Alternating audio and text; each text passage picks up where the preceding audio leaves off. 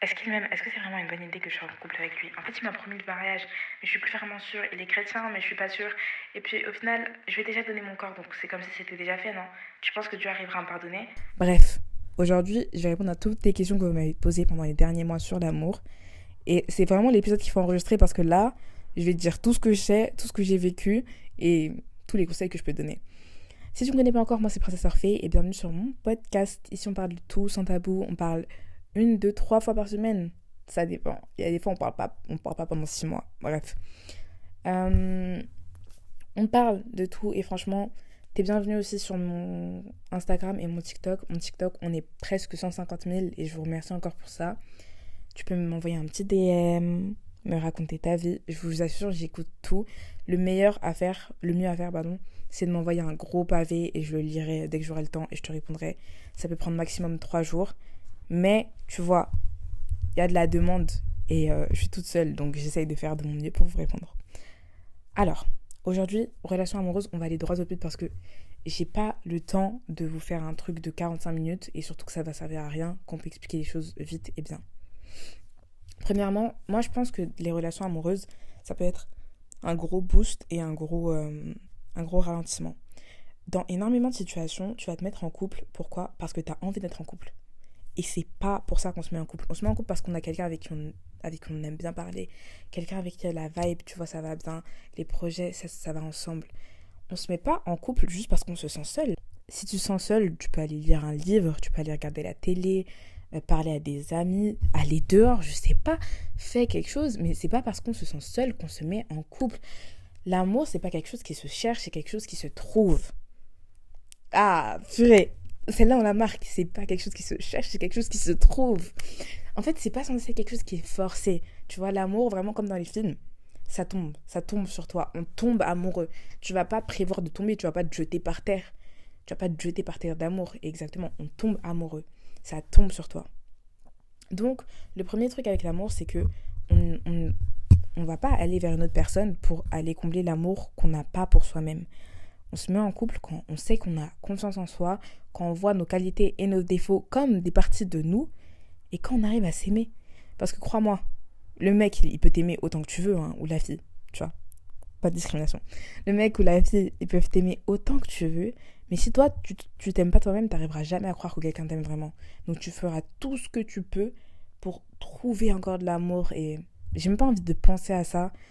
Tu risques de faire beaucoup d'erreurs. Numéro 2. Le problème de beaucoup de jeunes filles, quand vous me parlez, c'est que vous me dites que vous avez soit un garçon, soit vous avez 30 garçons. Et franchement, moi, je vous comprends. Je vous comprends, je suis pas là pour vous juger. Il y avait un moment, il y a peut-être 3 ans, j'étais assez jeune. J'étais un peu en quête de découverte et j'ai fait beaucoup d'erreurs avec des gens que j'ai même pas envie de penser à eux aujourd'hui. Et je me dis, je faisais ça juste parce que d'un, je m'ennuyais et de deux aussi, je savais pas vraiment ma valeur, tu vois. Je me voyais pas vraiment comme une œuvre d'art à contempler, à protéger, à aimer. Je me voyais un peu plus comme peut-être un récipient vide que j'essayais de remplir. Une personne qu'on n'arrivait pas à aimer, un échec scolaire. Je me voyais vraiment comme des choses qui ne m'appartiennent pas. En plus, échec scolaire, vous-même vous savez, ici on a la tête, tu vois. Donc souvent tu vas penser des trucs à ton sujet qui sont complètement faux. Et juste parce que tu te dis que c'est vrai, ça veut dire que c'est vrai. Tout ce que tu dis à propos de toi, c'est vrai. Si tu te dis demain, je suis magnifique, mes yeux sont magnifiques, ma bouche est magnifique, mon intelligence est magnifique, je suis drôle, je suis une bonne personne, etc. Blablabla. Si tu cultives ça dans ta tête, tu vas réussir. Et aussi, ton entourage, comme je t'en avais déjà parlé, il faut avoir un entourage qui va te pousser à être la meilleure version de toi-même et aussi qui va te pousser à déjà être toi-même. Être la meilleure version de toi-même, c'est bien, mais ça ne veut pas toujours dire changer. Parfois, ça veut vraiment dire embrasser et être pour la personne que tu es là maintenant. Et ça encore, on en fera un autre épisode un autre jour. T'inquiète pas, on a le temps. Pour ce qui est des relations de couple, du coup, comme j'avais dit, il faut pas que ce soit là pour combler un vide et aussi il faut pas que tu fasses tout pour pouvoir être aimé même si c'est pas en couple. Parce que moi aussi, je sais que j'ai des problèmes un peu avec l'engagement, mais je ferai pas tout pour être en couple ni tout pour éviter d'être en couple. Numéro 3. Est-ce qu'on peut être en couple avec un musulman, avec un non-chrétien, etc., etc. Moi, je pense que je peux pas vous dire les choses à la place de Dieu. Il y a des fois, il faut juste savoir s'asseoir, prier et attendre. C'est ça, la solution la plupart du temps, c'est prier, s'asseoir, s'attendre.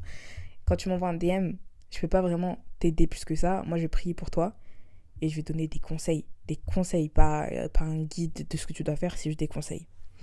Et du coup, mon conseil dans la plupart de ces cas-là, c'est qu'il faut que tu demandes à Dieu et que tu demandes à toi-même, est-ce que c'est là où tu es censé être? Est-ce que quand tu es avec cette personne-là, tu ressens cette paix qui vient de Dieu? Tu vois la paix quand tu es en prière. C'est ça que tu dois ressentir quand tu es avec la bonne personne.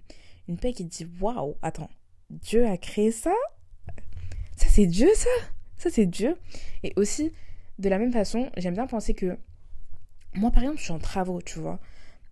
Peut-être que l'homme qui est censé me marier, qui est censé faire de ma vie un film Disney, peut-être que je suis juste pas encore prête à le rencontrer. Et que c'est pour ça, parfois, il faut me préparer moi, ou peut-être qu'il faut le préparer lui. Peut-être qu'il est dans une relation compliquée en ce moment, il est dans une relation toxique. Peut-être que moi, je suis dans une relation compliquée avec moi-même. Et c'est pas grave. Il y a des choses qui doivent prendre du temps. Les bonnes choses prennent du temps. Donc, il faut avoir cette patience de se dire, c'est pas juste parce que tu es dans une relation maintenant et que tu as l'impression que ça ne fonctionne pas, que tu es dans la mauvaise relation. Mais c'est pas parce que tout fonctionne bien que tu es dans la bonne relation.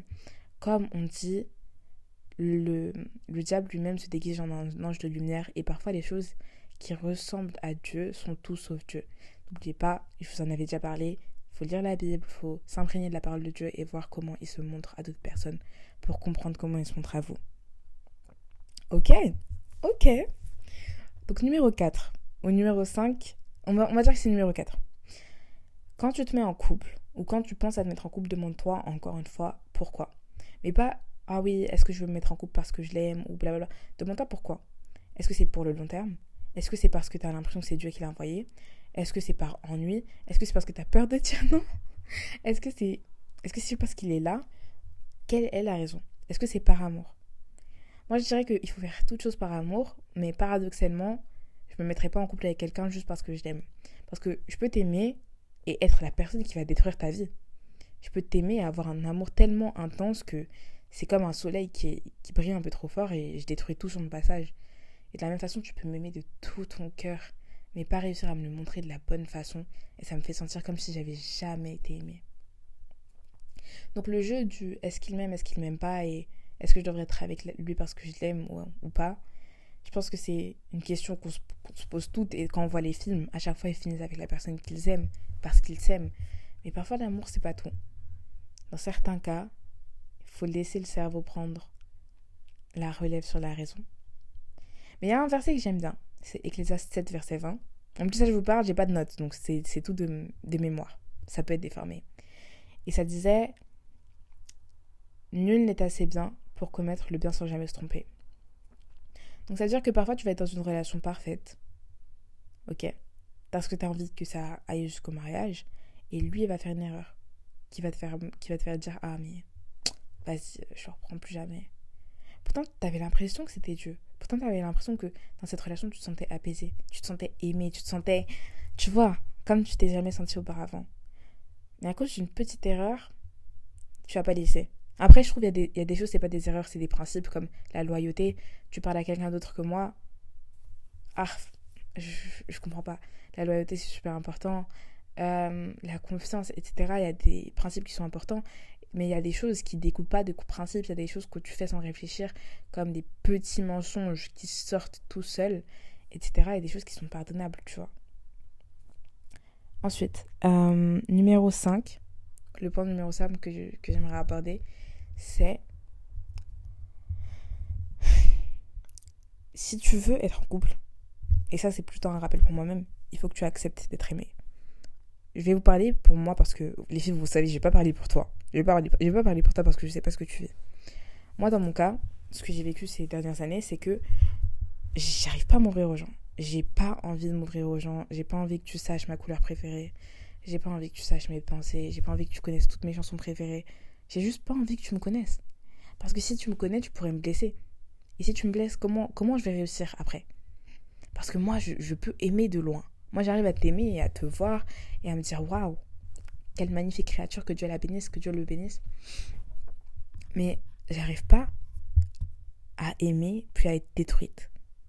Et je sais que si une personne que j'aime, je lui donne tout le pouvoir de m'aimer aussi.